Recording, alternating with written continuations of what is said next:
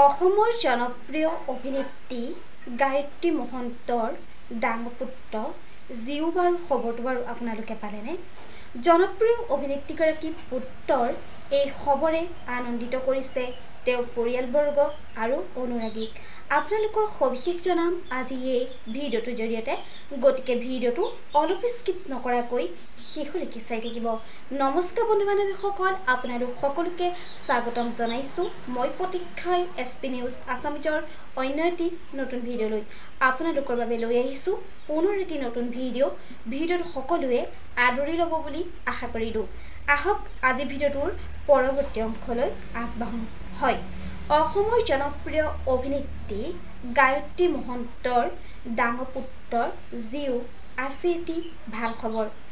কণমানি জিউলৈ আমি আমাৰ চেনেলৰ তৰফৰ পৰা বহুত শুভকামনা আৰু মৰম যাচিলোঁ। জনপ্ৰিয় অভিনেত্ৰীগৰাকীয়ে এই ভাল খবৰটো তেখেতে নিজেই সামাজিক মাধ্যম যোগেদি শ্বেয়াৰ কৰিছে। তেখেতৰ পুত্ৰ জিউ ভাল খবৰটো হৈছে যে কণমানি জিউ দ্বাৰা অভিনীত এখন অসমীয়া বোলছবি আহি আছে আমাৰ মাজলৈ অতি শীঘ্ৰেই।